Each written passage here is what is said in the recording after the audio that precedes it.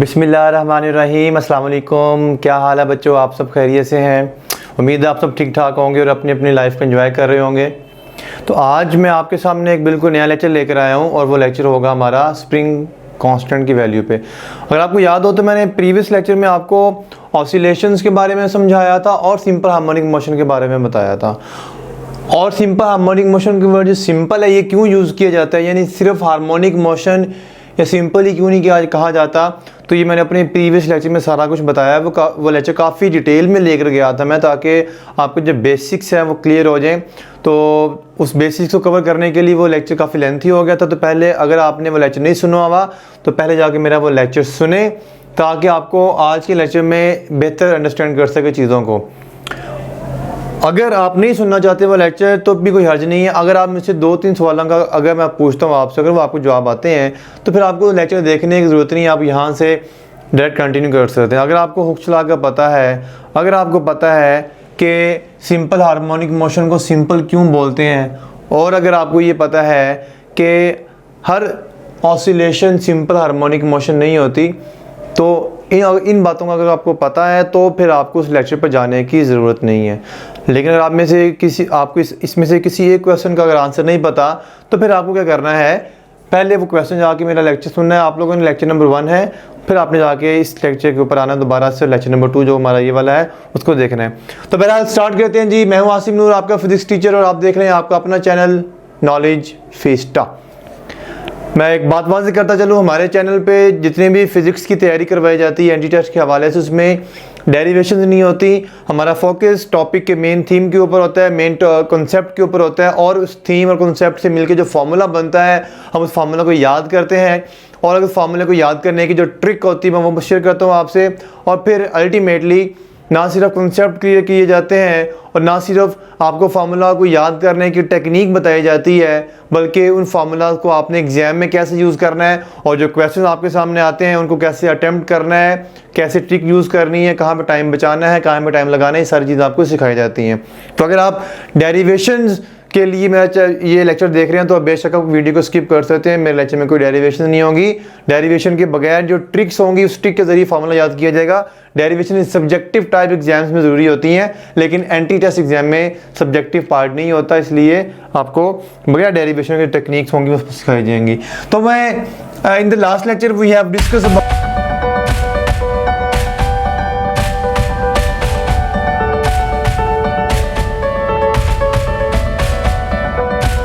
और जो simple harmonic motion, अगर मैं एक मैस स्प्रिंग सिस्टम कंसिडर कर लूं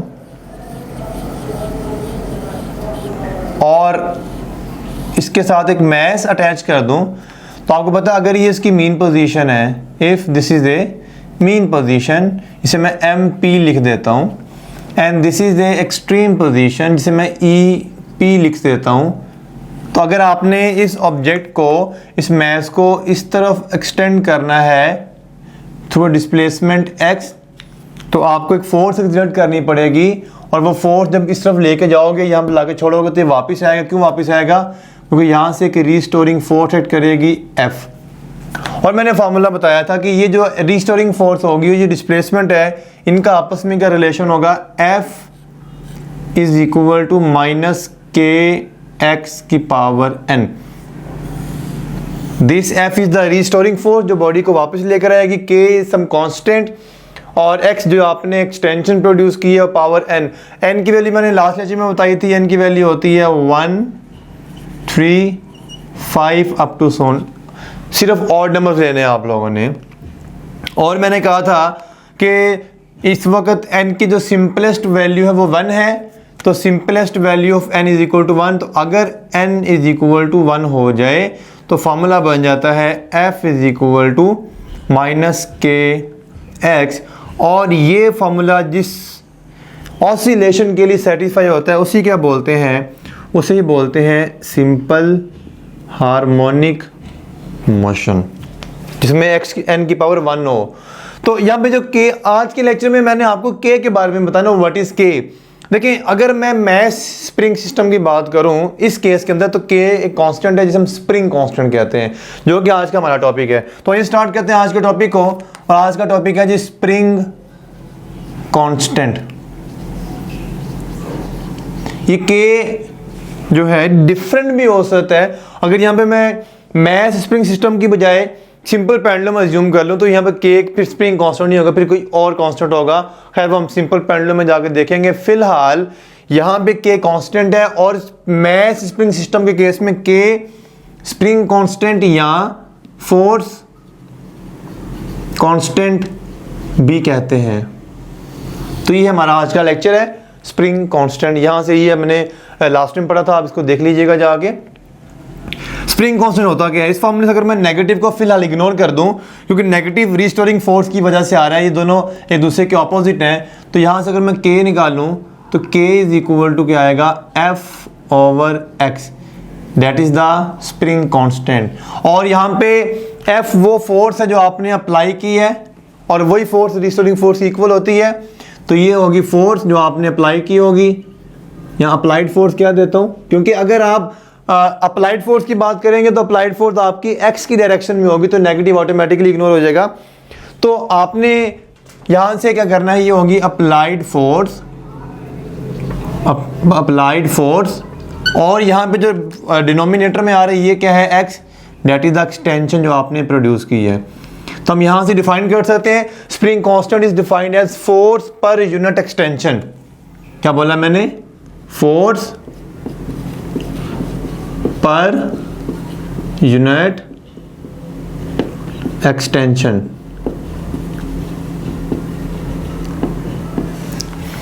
स्प्रिंग कांस्टेंट का हम समटाइम्स स्टिफनेस भी बोल देते हैं।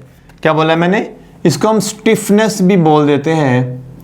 स्टिफनेस ये डिसाइड करता है, फोर्स कांस्टेंट ये डिसाइड करता है, या स्प्रिंग कांस्टेंट ये डिसाइड करता है कि इसको एक्सटेंड करने के लिए कितनी फोर्स रिक्वायर होगी। एग्जांपल लेते हैं जी, अगर फर्ज कर लें इस स्प्रिंग को एक्सटेंड करने के लिए मुझे ज़्यादा जोर लगाना पड़ता है, तो मैं कहूँगा इसकी स्प्रिंग कांस्टेंट की वैल्यू क्या है? ज़्यादा है, ये स्प्रिंग ज़्यादा स्टिफ है। अगर मुझे थोड़ा जोर लगाना पड़ता है इसको एक्सटेंड करने के लिए या कंप्रेस करने के लिए, तो मैं कहूँगा ये लेस स्टिफ है, या स्प्रिंग कांस्टेंट की जो वैल्यू है वो लेस है। तो जिस स्प्रिंग कांस्टेंट की वैल्यू लेस होती है, इसका मतलब उस स्प्रिंग को एक्सटेंड करना या कंप्रेस करना इजी होगा। और जिस स्प्रिंग कांस्टेंट की फोर्स कांस्टेंट स्प्रिंग कांस्टेंट की वैल्यू ज़्यादा होगी, उसको एक्सटेंड करना या कंप्रेस करना थोड़ा सा मुश्किल हो जाएगा। जिसकी स्टिफनेस ज़्यादा होगी, स्प्रिंग कांस्टेंट की वैल्यू ज़्यादा होगी। तो ये आप बात क्लियर होगी कि जो स्प्रिंग कांस्टेंट है ये एक्चुअली ये बताता है कि आपको कितना जोर लगाना पड़ेगा, कितनी फोर्स लगानी पड़ेगी उसको एक्सटेंड करने के लिए, उसमें एक्सटेंशन प्रोड्यूस करने के लिए या कंप्रेशन प्रोड्यूस करने के लिए। इसके बाद देख लेते हैं इसके यूनिट्स। आप देख लें यहाँ पे क्या बनते हैं, यूनिट्स बनते हैं न्यूटन पर मीटर। इसके बाद देखना पड़ेगा कि जो स्प्रिंग कांस्टेंट की जो वैल्यू है, कि हमने जब अगर स्प्रिंग डिज़ाइन करना है या हमें अगर बना बनाया मिल गया है, तो हम इसकी जो स्टिफनेस है कैसे डिसाइड करेंगे? ये तीन चीज़ों पर डिपेंड करती है। नंबर वन, इसकी जो डिपेंडेंस है, डिपेंडेंस ऑफ के। यहाँ पे के हम अज्यूम कर रहे हैं कि स्प्रिंग कांस्टेंट है, क्योंकि हम मैस स्प्रिंग सिस्टम लिया हुआ है।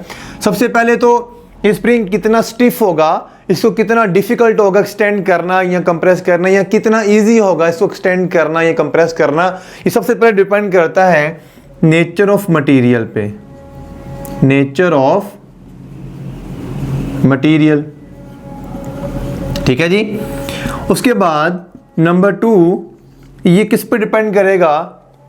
ये डिपेंड करेगा कि इसके अंदर नंबर ऑफ टर्न्स कितनी है। ताकि मैं आपको थोड़ा सा, अब आप कहेंगे नंबर ऑफ टर्न्स कहाँ से आ गया, और आपको फिजिक्स ऑफ सॉलिड्स अभी वैसे मैंने पढ़ाना है आपको, लेकिन आपने प्रीवियस क्लास में कुछ ना कुछ तो आइडिया होगा, पढ़ा हुआ है आप लोगों ने अपने इंटर लेवल पे या ए लेवल्स के अंदर, कि अगर आपके पास फर्ज कर लें ये एक रॉड है, स्ट्रेट रॉड है, किसी भी मेटल का बना हुआ है, copper, iron, silver, whatever, copper का फर्ज कर लें जी, तो हमने इसको एक्सटेंड करना है। तो इसको एक्सटेंड करने के लिए हमें कुछ फोर्स रिक्वायर होगी। तो वो फोर्स ज़्यादा लग रही है तो हम कहेंगे ये जो मटेरियल है वो ज़्यादा स्टिफ है। इसमें चूंकि नंबर ऑफ टर्न्स नहीं है, तो इसलिए वो जो स्टिफनेस इसकी है स्ट्रेट रॉड की, वो डिपेंड करेगी नेचर ऑफ मटेरियल पे। अगर स्टिफ है तो ज़रा खींचना मुश्किल हो जाएगा, अगर ये ज़रा मतलब लेस स्टिफ है तो उसको ज़रा एक्सटेंड करना आसान हो जाएगा। लेकिन जब स्प्रिंग, अगर इसी रॉड को हम स्प्रिंग की शक्ल दे दें किसी तरह से मशीन के ज़रिए, इसका वो वाउंडिंग कर दें, वाइंडिंग कर दें, स्प्रिंग की शक्ल तैयार कर लेगा, तो फिर आपको देखिएगा आपके लिए कदरे आसान होगा। मतलब इस स्ट्रेट रोड को एक्सटेंड करने की निस्बत उसी मटेरियल के स्प्रिंग को कदरे आसान होगा बनिस्बत इस रोड के एक्सटेंड करने में। तो इसलिए हम कह सकते हैं कि स्प्रिंग की जो टर्न्स है वो भी इसकी एक्सटेंशन को या उसकी कंप्रेशन को आसान या मुश्किल कर देती है। तो नंबर ऑफ टर्न्स पे भी क्या करेगा, डिपेंड करेगा, नंबर ऑफ टर्न्स। ठीक है जी। तो लास्ट पे जो लास्ट डिपेंडेंस है इसकी वो है लेंथ पर। तो नंबर 3 हम लिख देंगे इनिशियल लेंथ ऑफ स्प्रिंग। अब आपने तीसरे वाला पॉइंट पे ज़रा फोकस करना है, इसको ज़रा अच्छे से और तवज्जो से अंडरस्टैंड करना और नोट करना है। अब इस बात को समझाने के लिए यूँ समझें कि सपोज करें मेरे पास एक स्प्रिंग है और मैंने इसके ऊपर एक फोर्स एक्सर्ट की और वो कुछ एक्सटेंड कर दिया। वैल्यूज़ का समझ लेते हैं। 100 सेंटीमीटर का मेरे पास स्प्रिंग था, यानी 1 मीटर लॉन्ग। उसको मैंने एक्सटेंड किया 10 सेंटीमीटर और एक फोर्स लगाई थी जिससे हमने एक्सटेंड किया उसको। तो 100 सेंटीमीटर की ओरिजिनल लेंथ और उस पर फोर्स लगा के 10 सेंटीमीटर एक्सटेंड कर दिया। अब हम क्या करते हैं, अब 100 सेंटीमीटर वाले स्प्रिंग को 50 सेंटीमीटर कर लेते हैं, यानी कि आधा कर लेते हैं।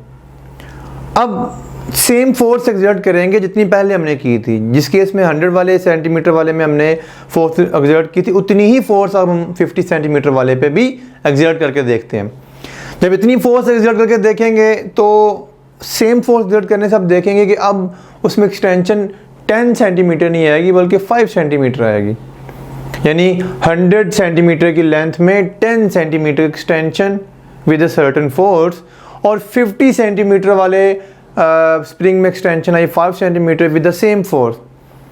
इसका मतलब ये हुआ, अगर मैं फोर्स को सेम रखता हूँ, अगर मैं फोर्स को सेम रखता हूँ तो जो एक्सटेंशन आएगी x, क्या बोला मैंने, एक्सटेंशन जो आएगी x, वो किसके डायरेक्टली प्रोपोर्शनल होगी, लेंथ के।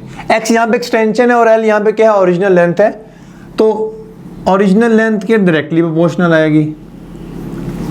अगर आप लेंथ हाफ कर देंगे, एक्सटेंशन भी प्रोड्यूस होने वाली हाफ हो जाएगी। शर्त ये है कि फोर्स क्या रहेगी, कांस्टेंट। तो इस केस में आपने फोर्स क्या रखनी है, सेम रखनी है। शर्त ये है फोर्स वेरी नहीं करनी है आपने। अब इस फॉर्मूले के मुताबिक फोर्स तो सेम रखेगी, अगर एक्सटेंशन हाफ हो गई है तो इस फॉर्मूला के मुताबिक के की वैल्यू क्या हो जाएगी, डबल हो जाएगी इनवर्स रिलेशन में ना। तो इसका मतलब है कि अगर k का x के साथ इन्वर्स है और x का k l के साथ डायरेक्ट है, तो k का और लेंथ का आपस में क्या रिलेशन आ जाएगा, k is inversely proportional to the length of the spring. ये रिलेशन आपने याद करना है। यहाँ से सवाल बनते हैं, वो सवाल भी आपसे मैं शेयर करता हूँ। अभी क्या बोला मैंने, k का लेंथ के साथ इनवर्स रिलेशन है। अब आपके जहन में एक सवाल आ रहा होगा, कंफ्यूजन आ रही होगी, अक्सर बच्चों में होती है कि सर अगर ये x के चेंज करने से k चेंज होगा तो इसे स्प्रिंग कांस्टेंट क्यों कहा जाता है। देखिए स्प्रिंग कांस्टेंट के साथ साथ मैंने वर्ड यूज किया फोर्स कांस्टेंट। अब आपने करना क्या है कि अगर x कम हो रहा है या चेंज हो रहा है तो k भी चेंज होगा, कीपिंग द फोर्स कांस्टेंट। समझ आ रही बात की, फोर्स कांस्टेंट रखेंगे तो एक्सटेंशन चेंज करने से k की वैल्यू चेंज होगी। लेकिन एक्सटेंशन कैसे चेंज की थी हमने, लेंथ से। लेकिन सर्टेन लेंथ के लिए, एक सर्टेन मटेरियल के लिए, एक सर्टेन नंबर ऑफ टर्न्स के लिए k की वैल्यू क्या रहेगी, फिक्स रहेगी। इसलिए स्प्रिंग कांस्टेंट भी कहते हैं, फोर्स कांस्टेंट भी कहते हैं। तो बहरहाल यहाँ से आपसे क्वेश्चन कर सकते हैं, रेशो वाले क्वेश्चन बन सकते हैं। पहले मैं रेशो वाला फार्मूला बना देता हूँ। इसका रेशो बनेगी K1/K2 is equal to L2/L1। Inverse ratio बनेगी ये वाली। तो सवाल है, ये एक स्प्रिंग है जिसकी लेंथ L है, स्प्रिंग कांस्टेंट K है, and it is कटेड into 2 equal parts. यहां से कट कर दिया तो ये 2 पार्ट्स बन गए, एक पार्ट ये बन गया और एक पार्ट ये बन गया। तो आपने बताना क्या है कि इसका स्प्रिंग कांस्टेंट कितना है और इसका या किसी एक का बता दें, एक ही बात होगी क्योंकि इक्वल पार्ट्स में कट किया हमें, हाफ हाफ कर दिया है। इसकी लेंथ l/2 है। अब बताइए इसके k प्राइम कह दें क्या होगा। ये ऑप्शन दे देता हूँ, क्या ये k सेम रहेगा, क्या ये 2k हो जाएगा या k/2 हो जाएगा या ये 4k हो जाएगा। तो फौरन से वीडियो को पॉज करें और आंसर करने की कोशिश करें। अच्छा, आप लगे वीडियो स्टॉप हो गई है, ये मैंने ऐसे ही एक्टिंग की है। हाँ जी, आंसर करें कमेंट्स में, शाबाश, जल्दी से। तो अब इसका आंसर सुनिएगा ज़रा। इसका आंसर है लेंथ। अगर आप यहाँ से गौर करेंगे तो पहली बात तो अगर आप सॉल्व करना चाहते हैं प्रॉपर, मैं पहले प्रॉपर सॉल्व करना सिखाता हूँ, फिर मैं आपको इसका एक की पॉइंट बताऊँगा, शॉर्टकट बताऊँगा, और उस शॉर्टकट के बाद भी फिर एक मास्टर शॉर्टकट बताऊँगा मैं आपको। कंप्लीट सॉल्यूशन, शॉर्टकट और मास्टर शॉर्टकट। मास्टर शॉर्टकट से आपको सॉल्व भी नहीं करना पड़ेगा, फॉर्मूला भी नहीं देखना पड़ेगा, कुछ भी नहीं करना पड़ेगा, बस आंसर देखना और आंसर आ जाएगा। कैसे आ जाएगा देखिएगा जरा। फिलहाल कंप्लीट सॉल्यूशन कैसे करना है आपको, कंप्लीट सॉल्व करना है आपको इस क्वेश्चन को, तो क्या करना पड़ेगा, ये लेंथ 1 है, ये लेंथ 2 है, इसे k1 कहेंगे, इसे k2 कहेंगे। इस फॉर्मूले में पुट करेंगे, k1 आपने फाइंड, k2 फाइंड करना है तो k1 निकाल लेंगे वैल्यू, जैसे हमने यहाँ पर किया रेशो में, यहाँ पर ऐसे कर लेंगे। ठीक है, ये तो हो गया कंप्लीट सॉल्यूशन जो आप खुद करेंगे, मैं नहीं करवा रहा आपको, आप प्रैक्टिस कीजिएगा। अब इसका शॉर्टकट, शॉर्टकट क्या है, ये फॉर्मूला आपके सामने। फॉर्मूला है k is inversely proportional to length. Length आधी होगी, k क्या हो जाएगा, डबल हो जाएगा। That's it. लेंथ आधी हुई है, k क्या हो गया, डबल, यानी कि 2k हो गया। अब मास्टर शॉर्टकट, लेकिन नहीं, अभी नहीं, इतनी जल्दी नहीं, ना ना ना ना ना। अब ये क्वेश्चन और करवाता हूँ, फिर मैं आऊँगा मास्टर शॉर्टकट के ऊपर, वरना वो कहते हैं ना, अगर कोई चीज़ मेहनत किए बगैर ही मिल जाए तो फिर उसकी कदर नहीं की जाती। थोड़ा सब्र करें, हौसला करें, परेशान नहीं हो ना। मास्टर शॉर्टकट आएगा इस फॉर्मूले के अंदर। अच्छा, स्प्रिंग कांस्टेंट का एक और शॉर्टकट, लेकिन उससे पहले एक क्वेश्चन। अच्छा, पहले मुझे ये बताइए ज़रा, अगर मैं इसी क्वेश्चन में कर दूंगा इसके 3 इक्वल पार्ट्स कर दूं, यानी अभी तो मैं 2 पार्ट्स किए थे, क्या करता हूं मैं इसके 3 इक्वल पार्ट्स कर देता हूं। इसकी भी लेंथ l/3, इसकी भी लेंथ l/3, इसकी भी लेंथ l/3। तो किसी एक पार्ट की स्प्रिंग कांस्टेंट की वैल्यू क्या होगी, 3k k/3, ठीक है, 9k k/9, किसी एक पार्ट की। तो वही बात आ जाती है, एक पार्ट की लेंथ 1/3 कर दी है, टोटल लेंथ तो l थी, टोटल लेंथ अगर l थी और स्प्रिंग कांस्टेंट k था, तो एक पार्ट की लेंथ 1/3 हो गई है। तो 1/3 का मतलब इन्वर्स कर दें, 3 गुना कम किया तो वो 3 गुना ज़्यादा होके 3k हो जाएगा। ठीक है, ये भी सिंपल सवाल था। अब आते हैं, अगर अनइक्वल पार्ट्स में कट किया जाए, तो इक्वल पार्ट्स में कट किया मैंने, अब मैं आता हूँ अनइक्वल पार्ट्स के ऊपर। क्वेश्चन कंप्लीट होते ही, क्वेश्चन फौरन देखते ही आपने वीडियो को पॉज करना है। क्वेश्चन है, मेरे पास एक स्प्रिंग है और मैंने इसको कट कर दिया, इसकी अगर फर्ज करें लेंथ l है और स्प्रिंग कांस्टेंट k है। It is cut into 2 parts in such A way that it has one part 1/3 l। 2 parts किए हैं इसके मैंने, एक ये वाला। तो एक पार्ट 1/3 l है, तो जो दूसरा पार्ट होगा, यानी कुछ इस तरह से बनेगा, ये एक पार्ट ये वाला और एक पार्ट ये वाला। इसकी लेंथ तो 1/3 है, 1/3 l।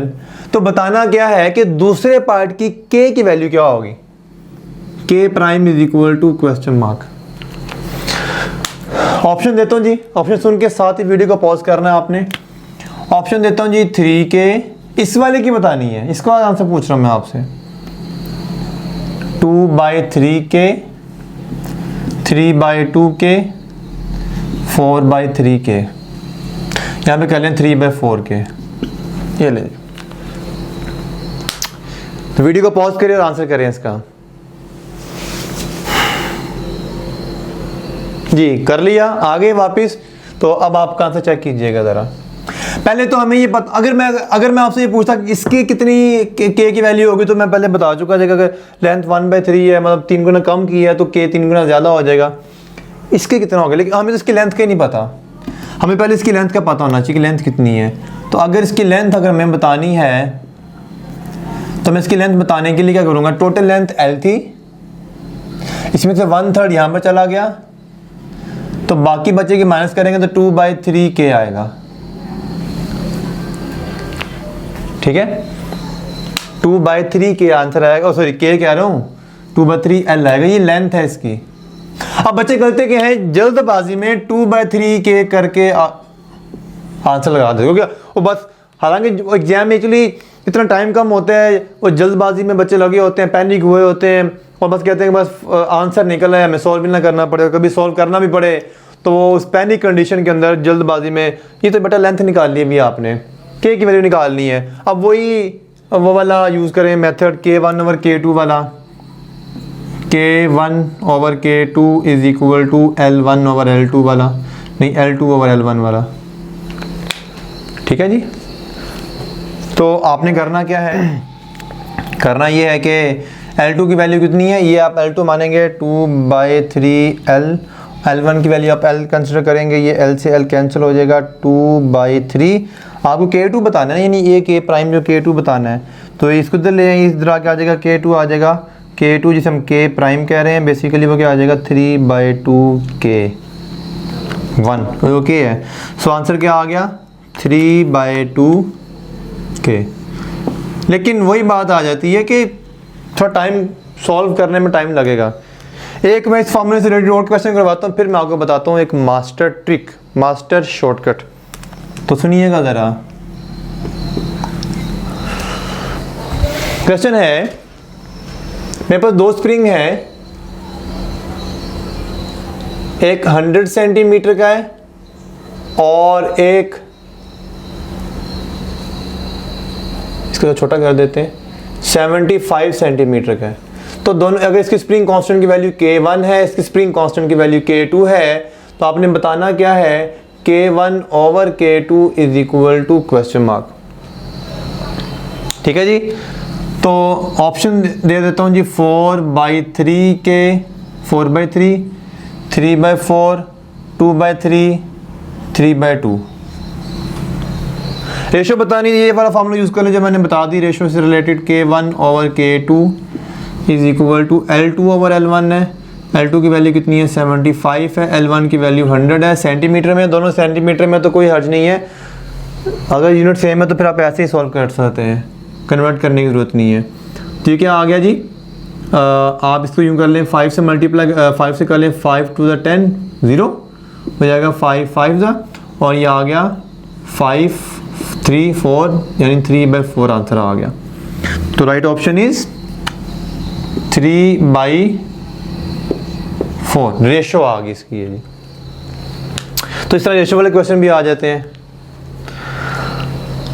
इसके बाद लास्ट क्वेश्चन इससे रिलेटेड, और फिर बल्कि मैं पहले आपको वो शॉर्टकट बता दूं, फिर वो क्वेश्चन में वो शॉर्टकट जो मास्टर शॉर्टकट है वो अप्लाई करेंगे। तो तैयार, ये कॉपी पेंसिल तैयार रखिएगा, मास्टर शॉर्टकट आपके सामने आने वाला है। डिस्कू डिस्कू डिस्कू शॉर्टकट। क्या शॉर्टकट, ये तो शॉर्टकट मैंने वो बता दी, इनवर्स रिलेशन वाला। क्या शॉर्टकट, जो भी लेंथ हो उसका रेसिप्रोकल कर दो।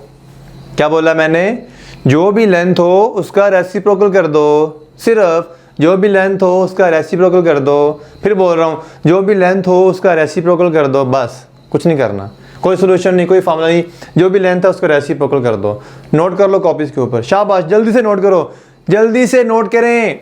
मास्टर ट्रिक आपके इस क्वेश्चन को सॉल्व करने के लिए, किसी भी स्प्रिंग को कट किया जाए, कितने मर्जी पार्ट्स कर दें, 1 2 3 4 5 6 7 8 9 1 लाख पार्ट कर दें, किसी एक पार्ट का पूछा जाए इसकी स्प्रिंग कांस्टेंट की वैल्यू क्या होगी, तो उसको लेंथ बतानी पड़ेगी, वो लाजमी बताएगा। जो भी लेंथ कहेगा उसका उल्टा कर देना। मसलन यहाँ पे बताइए लेंथ आधी है, तो 1/2 का रेसिप्रोकल क्या होगा 2, तो 2 के आंसर आ गया था आपका। यहाँ पे लेंथ बताइए कितनी थी 1/3, 1/3 का रेसिप्रोकल 3 के आंसर आ गया जी। यहाँ पर बताया था, यहाँ पर लेंथ नहीं गिवन थी, तो पहले लेंथ निकाली बस हमने। अगर ये 1/3 है तो ये 2/3 होगा, 2/3 का रेसिप्रोकल क्या हो गया 3/2 के। देखा, सॉल्व करना नहीं पड़ा आपको। तो कॉपीज पे नोट करना है आप लोगों ने, और आपके जो दोस्त हैं बेचारे जिनको इस चैनल का नहीं पता, तो कम से कम आप चैनल को ना पहुंचाएं तो कम से कम अपने नोट्स बचा दीजिए उनके तक, यार ये सुन लो, मैंने एक सरासिम से सुन के आया था। अगर आप चैनल के बारे में बता देंगे हमारे, ये आपका चैनल है बेसिकली, तो फिर तो क्या ही बात है, वो खुद भी सुन सकते हैं। लेकिन ये बात अपने तक नहीं रहनी, आपके जो अजीज़ व अकारीब आपके दोस्त हैं उन तक पहुंचानी है। ठीक है जी। अब इसको प्रैक्टिस करने के लिए जो मास्टर ट्रिक है उसको क्वेश्चन करवा देता हूँ। लास्ट क्वेश्चन है स्प्रिंग की कटिंग से रिलेटेड, फिर हम चलेंगे स्प्रिंग के कॉम्बिनेशंस के ऊपर। क्वेश्चन है,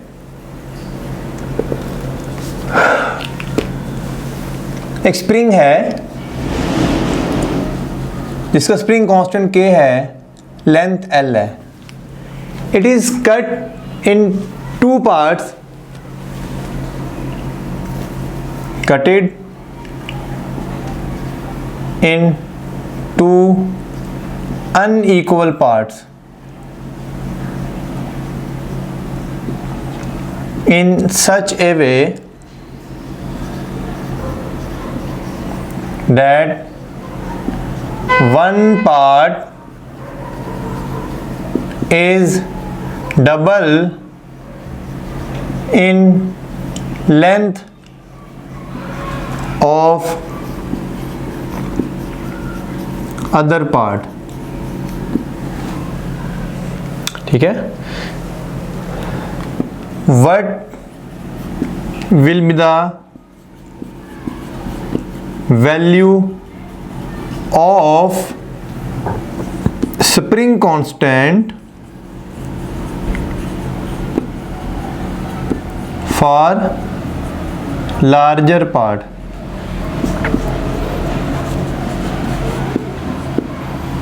क्वेश्चन समझ आ गया? वीडियो को पॉज करें और इसका आंसर फौरन अभी कमेंट में बताएं। आपके पास जितना मर्जी टाइम ले लें, आप मुझे घंटे बाद मैसेज कर दें या घंटे बाद कमेंट कर दें, लेकिन कोशिश करें कि आप भी कर दें। मैं आपका वेट कर रहा हूँ। ऑप्शन सुन लें ज़रा जाते हुए। ऑप्शन देता हूँ जी मैं 2/3K, 3/2K, 7/8K और क्या बनती है ऑप्शन 4/5K। ओके जी। हाँ जी, क्या आंसर है? अच्छा, अक्सर बच्चे सोच रहे होंगे सर नहीं ये आखिरी ऑप्शन में बड़ा सोचा है, ये आंसर होगा इसका, है ना? तो आपको क्या लगता है मैं इतना बेवकूफ़ी, तो मैंने ऐसे आपके सामने ड्रामा किया था, मैं इसके बाद सोच रहा था, इसका मतलब ये नहीं इसका ये आंसर है। इसका आंसर तलाश करें, हो सकता है ये आंसर हो, क्या पता है, मैं तो मजाक कर रहा हूँ आपसे। सॉल्व करें बेटा कमेंट में फौरन, मुझे आंसर बताएं, मैं वेट कर रहा हूँ आप लोगों का। ओके, अब आ जाते हैं वापस। ज़्यादा वेट नहीं किया जा सकता, वीडियो की जो लेंथ बढ़ती चली जाएगी फिर तो। ओके, क्वेश्चन उसने टेक्निकल कर दिया कि अनइक्वल पार्ट्स में कट किया, यहाँ पे तो बता दिया था, यहाँ पे अनइक्वल पार्ट्स में कट किया है सच डैट कि एक पार्ट की लेंथ दूसरे से डबल है। अब हमें क्या पता चलेगा कि हमें कैसे पता चलेगा इसकी लेंथ से डबल करनी है? 2 पार्ट्स करने लगे, ऐसे कट कर दिए जी ऐसे करके। अब एक पार्ट की लेंथ से डबल होनी चाहिए, तो इसका क्या हिस्सा होना चाहिए? अब इसकी लेंथ L है, तो थोड़ा मुश्किल हो जाएगा मतलब ढूंढने के लिए कि भाई अगर ये 3 है तो ये, अगर ये 3 मीटर तो ये 6 मीटर हो जाएगा, अगर ये 1 मीटर ये 2 मीटर हो जाएगा, अगर 2 मीटर ये 4 मीटर हो जाएगा, लेकिन लेंथ तो L है। तो अगर ये लेंथ जो भी होगी L तो नहीं हो सकती, क्योंकि L तो टोटल लेंथ है। ये कितनी लेंथ होगी कि ये इससे डबल हो? तो इसको यूं कर लें कि स्प्रिंग के 3 पार्ट्स कर दे, 3 इक्वल, क्योंकि 2 एक साइड पर रहने, एक साइड पर रहना है, टोटल 3 पार्ट्स कर लें। तो देखिए जरा 3 पार्ट्स करने से क्या होगा। 3 पार्ट्स कर रहा हूं जी मैं, इक्वल पार्ट्स 1 2 3। तो लेंथ कितनी होगी? L/3 L/3 L/3, 3 equal parts में। अब 2 एक साइड पे कर दें, एक साइड पे रखें, यानी ये अलग रखें, ये 2 अलग, ये आपस में इकट्ठे कर दें, तो ये क्या हो जाएगा? 2 इकट्ठे कर दिए, क्या आ गई? 2L/3 आ गई है। तो और ये क्या आ गई? L/3। पूछा क्या है? लार्जर पार्ट की जो है स्प्रिंग कांस्टेंट की वैल्यू। आप देखें ये से डबल है ना, हो गया। तो आगे से मास्टर ट्रिक लगा लें आप। लार्जर पार्ट के स्प्रिंग कांस्टेंट की वैल्यू पूछी गई है, तो ट्रिक क्या? जो भी लेंथ है उसका रेसिप्रोकल। लेंथ कितनी है? 2/3, 2/3 आ रही है ना, तो रेसिप्रोकल क्या हो जाएगा? 3/2, यानी कि आंसर क्या आ गया? बस लेंथ निकालना आपका काम था। अगर पूछता स्मॉलर पार्ट की, तो फिर आप क्या कहते हैं 3K, जो कि ऑप्शन में फिलहाल नहीं है क्योंकि उसने लार्जर पार्ट के बारे में पूछा था। अब एक सवाल मैं आपको करने के लिए देता हूँ, आप कमेंट्स में बताएं, बेशक नाम बताएं, वो आपकी मर्जी, लेकिन अपने कॉपीज़ पे नोट करें, इसको सॉल्व करने की कोशिश कीजिएगा। अगर ना हो तो मुझसे पूछ लीजिएगा किसी भी वीडियो के कमेंट में कि सर उसका आंसर बता दें ज़रा, लेकिन क्वेश्चन कमेंट में पूरा लिखिएगा, सर ये क्वेश्चन है आपने लिखवाया था, इसका आंसर बताएं। क्वेश्चन मेरा ये है कि अगर हम एक स्प्रिंग को कट करते हैं इन सच ए वे डेट एक पार्ट दूसरे पार्ट से 3 गुना बड़ा है, ये डबल है ना, या लिख लें 3 टाइम्स, तो फिर आंसर क्या होगा?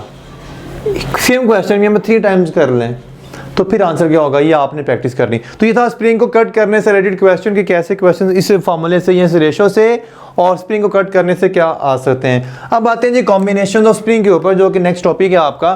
टॉपिक तो नेक्स्ट नहीं है, स्प्रिंग कांस्टेंट का ही पार्ट है ये तो हमने जोड़ लिया, स्प्रिंग को सॉरी तोड़ लिया, अब हम जोड़ते हैं। दिलों को तोड़ना नहीं चाहिए, दिलों को जोड़ना चाहिए।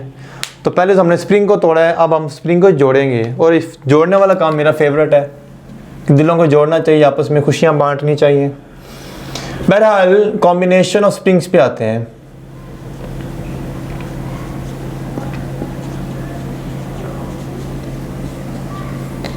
हम स्प्रिंग को कई तरीकों से अटैच कर सकते हैं।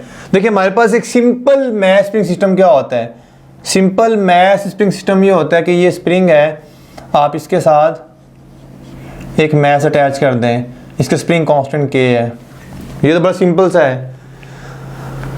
लेकिन अगर हम एक से ज़्यादा मैसेज कर दें या एक से ज़्यादा स्प्रिंग अटैच कर दें तो फिर कुछ फार्मूलाज चेंज हो जाते हैं। मसलन अगर मैं एक ही मैश के साथ, सपोज करें ये मैश है, इसके साथ 2 स्प्रिंग अटैच कर देता हूँ, लाइक ऐसे, एक स्प्रिंग ये वाला आ गया और एक स्प्रिंग ये वाला आ गया।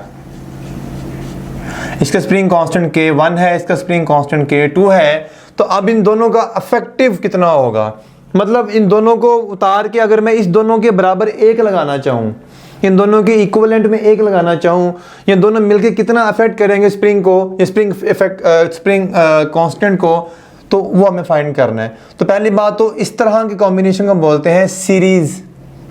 क्या बोलते हैं जी? Series combination. ये सीरीज कॉम्बिनेशन आ गया। ये 2 स्प्रिंग हैं, 2 से ज़्यादा भी हो सकते हैं। तो अगर ऐसी सिचुएशन है तो आपने इसका जो K इफेक्टिव निकालना है वो कैसे निकालना है, इनका प्रोडक्ट लेना है दोनों का ओवर सम कर देना है। प्रोडक्ट का मतलब K1 मल्टीप्लाई बाय K2 और सम का मतलब K1 प्लस K2, तो इनका K इफेक्टिव निकल आएगा। सिर्फ 2, ओनली फॉर 2 स्प्रिंग्स, ये 2 हैं सिर्फ।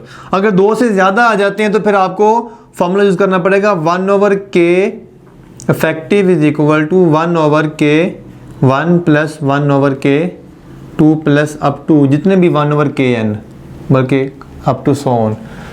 अगर ज़्यादा स्प्रिंग्स हैं तो फिर आप ये वाला फॉर्मूला यूज़ करेंगे, वैल्यूज पुट करेंगे और एंड पे K इफेक्टिव निकालने के लिए रेसिप्रोकल लेंगे। और अगर आपके पास आइडेंटिकल स्प्रिंग्स आ जाते हैं, आइडेंटिकल स्प्रिंग्स यानी एक जैसे हैं सारे के सारे, तो आप क्या फार्मूला यूज़ करेंगे? K इफेक्टिव का फार्मूला यूज़ करेंगे K/N। K यहाँ पे किसी एक स्प्रिंग कांस्टेंट की वैल्यू होगी और बाकी सबकी भी वही होगी, और N यहाँ पर क्या हो जाएगा? N यहाँ पर आ जाएगा नंबर ऑफ स्प्रिंग्स।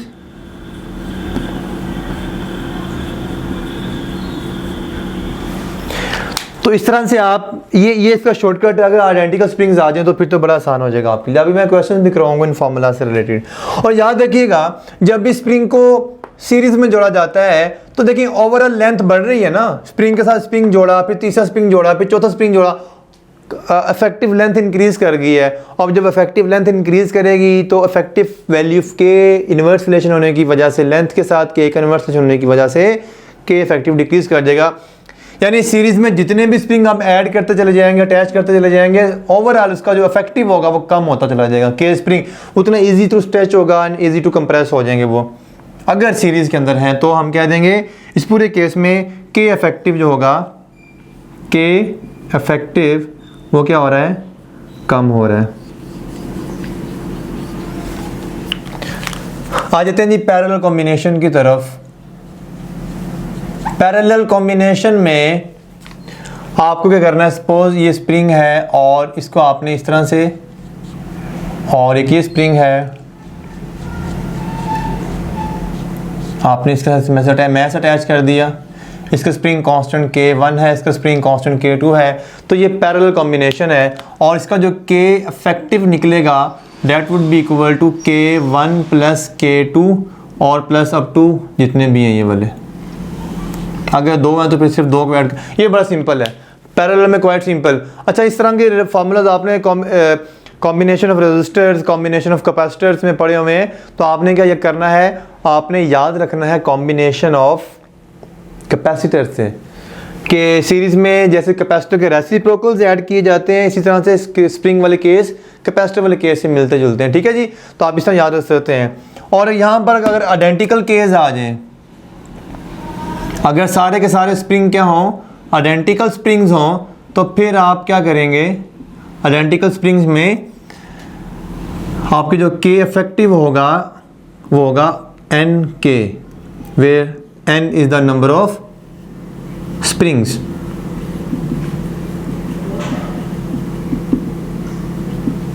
अभी मैं क्वेश्चन करवा देता हूँ, कुछ ऑरली बता दूंगा, कुछ क्वेश्चन बोर्ड पे लिख के करवा दूंगा आपको मैं। और यहाँ पे आप देख सकते हैं कि N इस फॉर्मूले से देख लें, बेशक यहाँ से देख लें, ऐड हो रहे हैं सिंपली। तो अगर आप AK है तो इफेक्टिव वैल्यू ऑफ K कम होगी, जैसे दूसरा K ऐड करोगे तो इफेक्टिव वैल्यू ऑफ K ज़्यादा हो जाएगी। इसका मतलब ये है कि आप जितने स्प्रिंग पैरेलल में अटैच करते चले जाएंगे, जो K इफेक्टिव है वो इंक्रीज करता चला जाएगा। तो अगर आपको कहा जाए कि आपने इफेक्टिव स्प्रिंग कांस्टेंट जो वो कम से कम रखना है, तो एक तो तरीक़ाकार ये है कि आप उन तमाम स्प्रिंग जितने भी अवेलेबल आपके पास उनको सीरीज़ में जोड़ें। लेकिन अगर आपको पैरेलल में जोड़ने हैं कि कहा जाए कि ये सारे स्प्रिंग हैं और जोड़ना भी पैरेलल में है, तो फिर सारे ना जोड़ना, फिर एक इस्तेमाल कर लेना तो K की वैल्यू कम से कम निकलेगी। लेकिन अगर सारे इस्तेमाल करने हैं तो फिर आप सीरीज़ में इस्तेमाल कर सकते हैं, तो K इफेक्टिव क्या होगा, कम होगा। ठीक है, तो ये हो गया पैरेलल कॉम्बिनेशन। अब मैं इसकी एक पहचान बताता हूँ आपको कि कैसे पहचान करेंगे, लेकिन वो क्वेश्चन से, अब क्वेश्चन स्टार्ट कर रहा हूँ मैं जी। क्वेश्चन है कि ये एक स्प्रिंग है, लाइक एक स्प्रिंग ये वाला, इससे मैथ अटैच कर दिया, और एक स्प्रिंग ये वाला,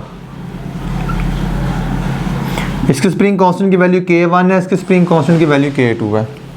यहाँ से हम फिक्स कर देते हैं इसको,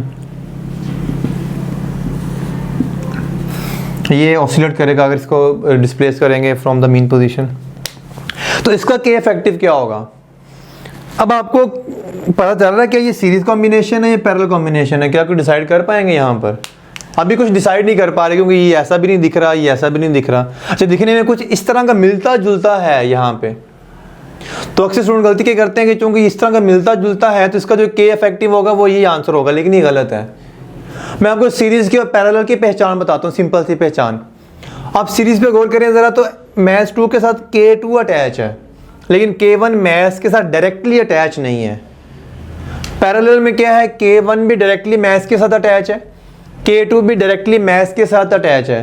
तो यही पैरेलल की पहचान कर सकते हैं आप कि अगर तमाम स्प्रिंग जितने भी अवेलेबल हैं, जितने भी आपने कनेक्ट किए हुए हैं, अगर वो सारे के सारे मैथ्स के साथ डायरेक्टली अटैच हैं तो वो पैरेलल कॉम्बिनेशन होगा।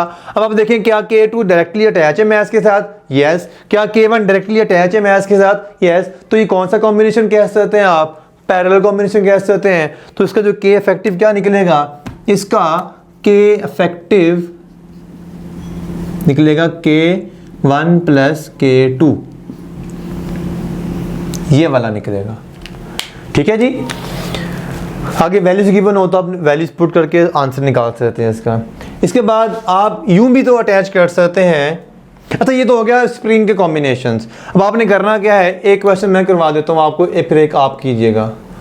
और आपके पास फर्ज कर लें एक स्प्रिंग है इस तरह से, एक स्प्रिंग ये वाला है, और फिर मैंने इसके साथ ये एक स्प्रिंग अटैच कर दिया और इसके साथ मैथ अटैच कर दिया। इसकी वैल्यू भी K है, इसकी वैल्यू भी K है और इसकी वैल्यू भी K है। तो बताइए इसका K इफेक्टिव क्या होगा, what will be the effective value of K। तो वीडियो पॉज करें और सॉल्व करें शाबाश इसको। तो अब इसका सोल्यूशन देखिए मेरी तरफ से, ये दो स्प्रिंग आपस में क्या आ रहे हैं, पैरेलल। तो अगर मैं इस डायग्राम को सॉल्व करना चाहूँ और मैं इस दोनों को उतार के, इन दोनों को उतार के इनके बराबर एक ही लगाना चाहूँ, इन दोनों को उतार के इनके इक्विवेलेंट, इनके इफेक्टिव वैल्यू के बराबर एक ही लगाना चाहूँ, तो वो कितनी वैल्यू का होना चाहिए। दीज आर टू पैरेलल, तो इन दोनों को ऐड कर दूंगा मैं, यानी कि यहाँ पर क्या आ जाएगा, 2k आ जाएगा और ये एज इट इज आ जाएगा, ये k है। अब दोनों आपस में क्या है, सीरीज में है, तो फॉर्मूला क्या यूज करेंगे, प्रोडक्ट ओवर सम। तो k इफेक्टिव क्या होगा, प्रोडक्ट ओवर सम। प्रोडक्ट क्या आएगा, 2k इंटू k, सम क्या आएगा 2k प्लस k, तो k इफेक्टिव आ गया, क्या आ गया जी, 2k स्क्वेयर ओवर 3k, तो ये क्या आ जाएगा 2/3k इसकी इफेक्टिव वैल्यू है। ठीक है, तो आप इस तरह से कोई भी कॉम्बिनेशन बना सकते हैं। एक क्वेश्चन मैं आपसे मजीद करता हूँ, लेकिन वो कॉम्बिनेशन से हटके है। अच्छा, मैं कुछ क्वेश्चन ऑरली भी आपसे डिस्कस कर लेता हूँ। और आपके पास 10 स्प्रिंग्स हैं, 10 springs of identical value of k, same value है k की सबकी। तो उन सबको सीरीज में जोड़ दिया, तो उनका जो इफेक्टिव k कितना होगा, 10 स्प्रिंग है सीरीज में जोड़ दिया, तो 10 स्प्रिंग है सीरीज में जोड़ दिया, तो k की वैल्यू k/10 हो जाएगी, k 10 है ना, ये 10 हो जाएगी।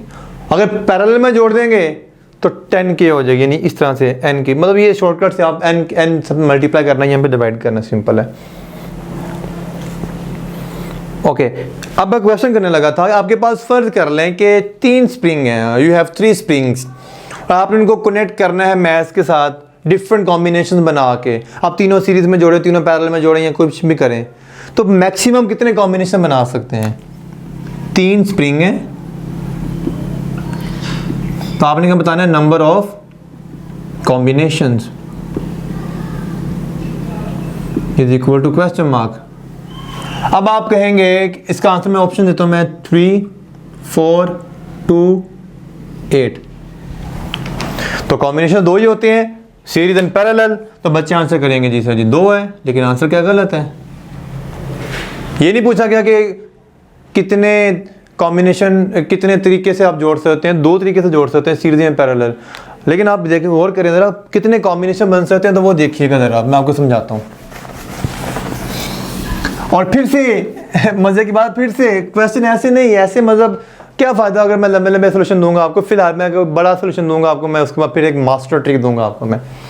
मास्टर ट्रिक क्या बोला मैंने, मास्टर ट्रिक। तो सारे बच्चे फ़ौरन कमेंट करें, क्या मास्टर ट्रिक। हर बच्चा लिखे कमेंट में जाके फ़ौरन, सर मास्टर ट्रिक जिंदाबाद। क्या बोला मैंने, मास्टर ट्रिक जिंदाबाद। फ़ौरन जाके कमेंट्स में सारे बच्चे लिखे हैं अभी जाके।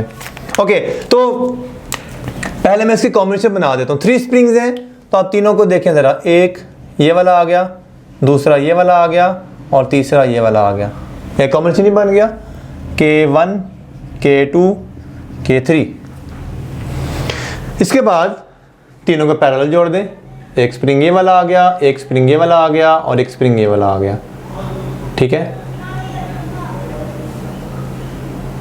K1, K2, K3, 2 कॉम्बिनेशन हो गए।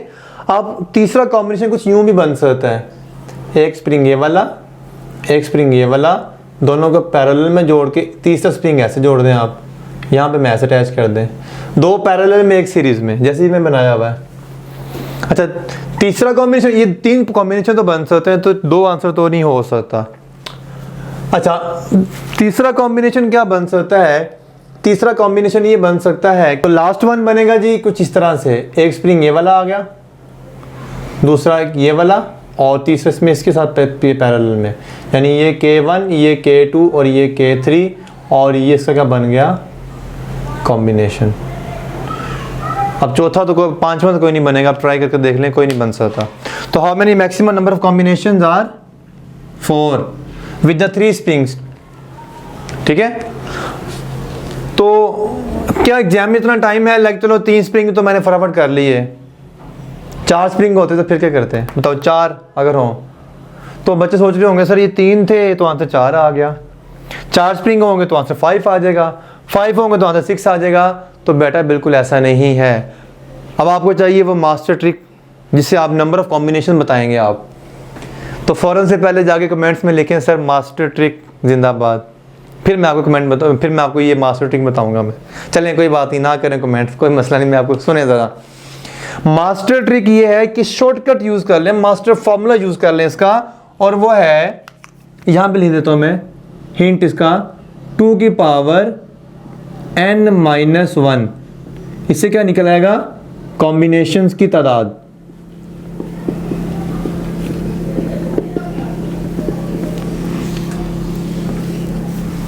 टू की power n-1 number of combinations बताएगा आपको, जितने भी स्प्रिंग्स हैं। लाइक इस केस में कितने स्प्रिंग्स हैं? 3, तो n की वैल्यू क्या पुट करें? 3, 3-1, 2, 2 की पावर 2, 4, आंसर आ गया। शाबाश, क्लैपिंग कर रहे हैं मेरे लिए। चले मेरे लिए ना करें, अपने लिए करें, ये आप लोगों के लिए सारा कुछ है बेटा। सुने ज़रा, इसको समझें ज़रा। तो अब 4 स्प्रिंग आ जाए, बेशक आपको जितने मर्जी स्प्रिंग दे दे, बस 2 की पावर वो पुट करके -1 कर देना, तो आपका आंसर आ जाएगा। तो ये रहा आपका कि कैसे आप स्प्रिंग के कॉम्बिनेशंस बना सकते हैं। और अब मैं इसमें से एक क्वेश्चन करता हूँ और फिर उसके बाद मैं लास्ट लेक्चर में इससे मैं जाऊंगा मैं, और उसमें बताऊंगा कि सिर्फ स्प्रिंग ही नहीं, मैश भी डिफरेंट तरीके से अटैच किया जा सकता है। तो स्प्रिंग के साथ अभी मैंने एक ही मैश के साथ डिफरेंट सिचुएशन से जो स्प्रिंग अटैच हो सकते हैं वो मैंने करके दिखाए। अभी मैं करवाऊंगा आपको कि स्प्रिंग के साथ, स्प्रिंग एक ही हो तो उसके साथ डिफरेंट सिचुएशन में मैश कैसे अटैच कर सकते हैं। लेकिन उससे पहले एक सीरीज और पैरेलल कॉम्बिनेशन में से क्वेश्चन, और फिर से इस क्वेश्चन में एक ट्रिक और एक मास्टर ट्रिक आएगी, मास्टर फॉर्मूला आएगा, मास्टर शॉर्टकट आएगा, जो मर्जी कह सकते हैं। तो क्वेश्चन मेरा ये है, व्हाट विल द क्वेश्चन, कि मेरे पास 2 स्प्रिंग हैं और मैंने नहीं, 2 स्प्रिंग नहीं है, सॉरी, एक स्प्रिंग है, एक स्प्रिंग है जिसके वैल्यू है k, उसके मैंने 2 इक्वल पार्ट्स में कट कर दिया। It is cut into 2 equal parts. 3 parts भी हो सकते हैं, 4 पार्ट्स भी हो सकते हैं, लेकिन शर्त है कि इक्वल पार्ट्स होने चाहिए। 2 इक्वल पार्ट्स में कट कर दिया तो ये 2 स्प्रिंग बन गए। पहले इनको हमने पैरेलल में जोड़ा ऐसे करके, ये पैरेलल आ गया।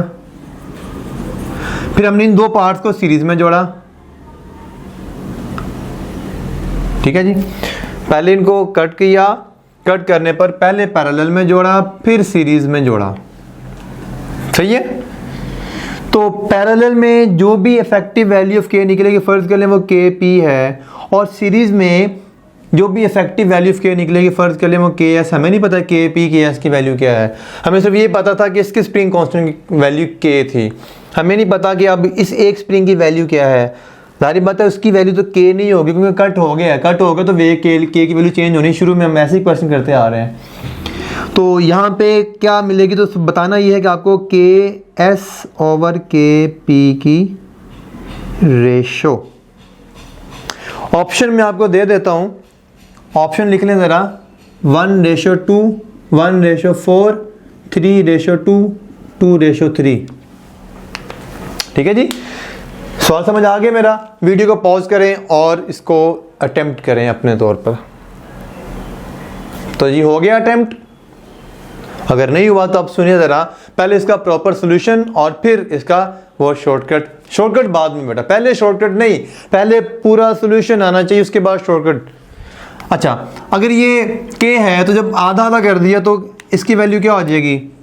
k/2 नहीं, लेंथ आधी हो जाएगी, k डबल हो जाएगी। उसको भी शॉर्टकट बता के आऊँ, लेंथ आधी हुई, k डबल हो गया, 2k, ये भी क्या आ गया 2k।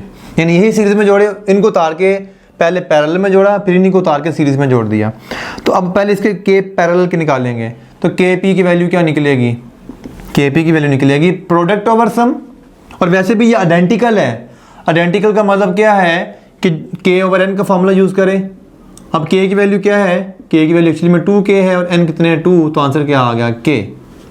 पैरेलल में, सॉरी पैरेलल में ऐसे नहीं करते, पैरेलल में ऐसे करते हैं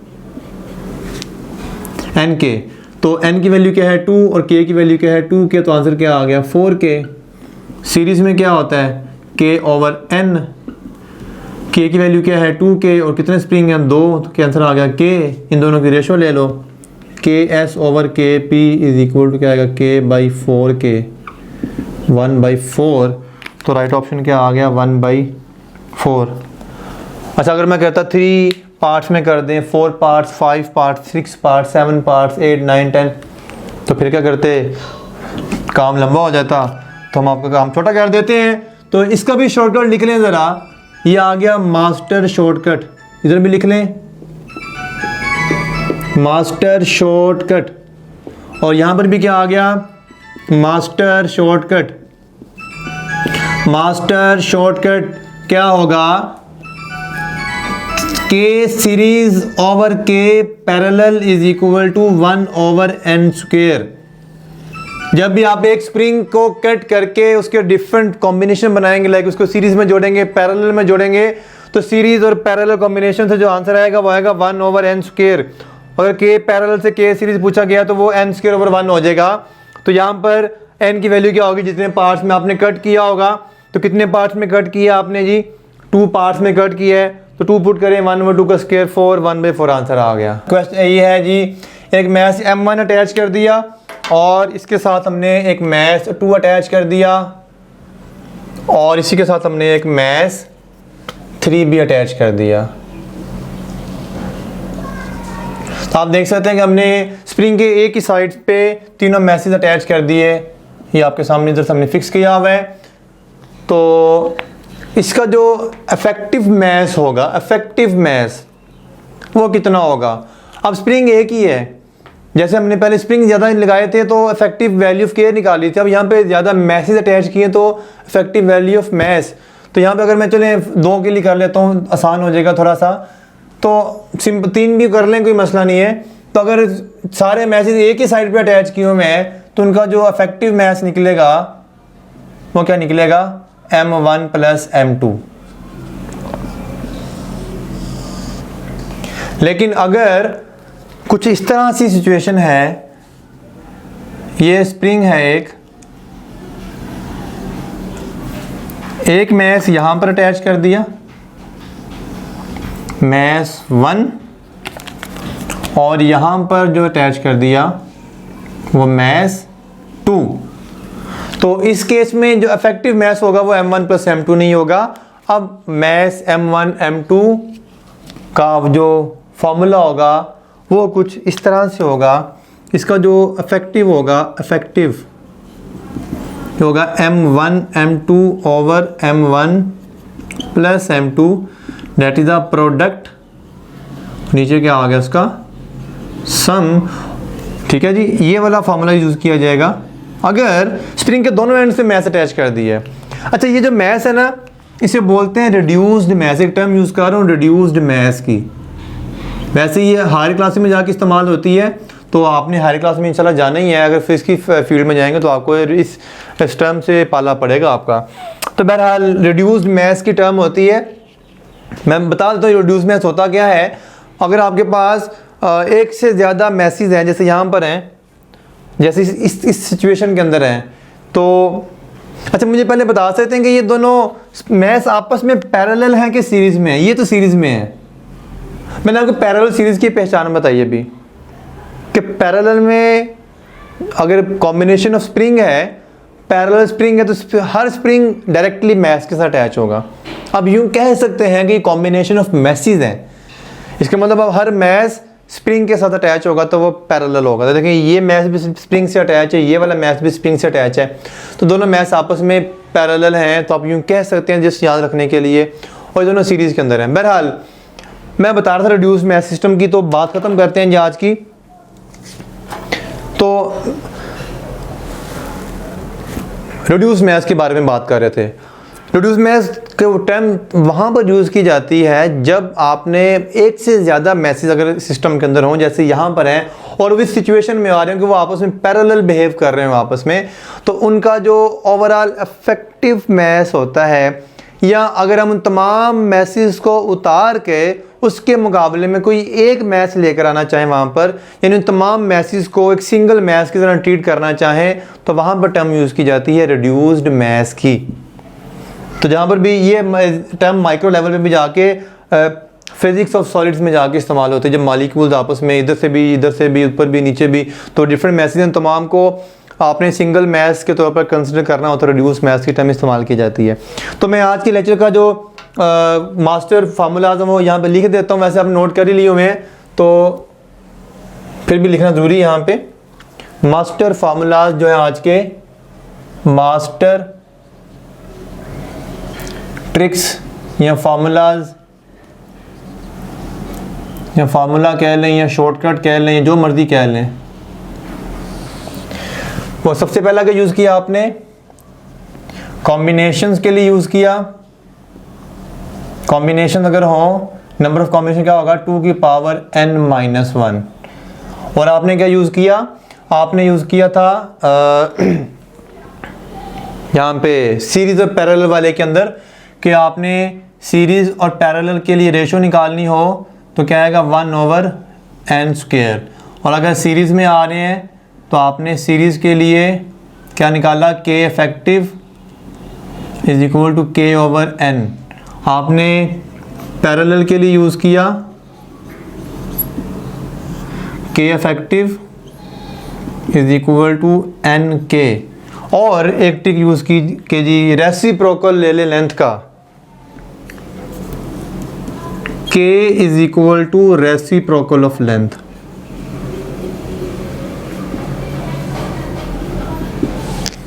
लेंथ 1/2 है तो k 2k हो जाएगा, ठीक है। तो ये आज हमने मास्टर ट्रिक्स या मास्टर फार्मूला सीखे। तो उम्मीद है आप लोगों को चीज़ें पसंद आई होंगी। तो अगर आपको पसंद आया तो मेरे वीडियो को लाइक कर दें, मेरे चैनल को सब्सक्राइब कर लें, दूसरे बच्चों तक पहुंचा दें। मेरा चैनल नहीं पहुंचाना तो कम से कम अपने नोट्स पहुंचा दें, ये बातें पहुंचा दें जो आपने सीखी हैं आज। और अपने लेक्चर तक अपना ख्याल रखिएगा, नेक्स्ट लेक्चर तक अपना ख्याल रखिएगा। अल्लाह हाफिज़, अल्लाह निगहबान।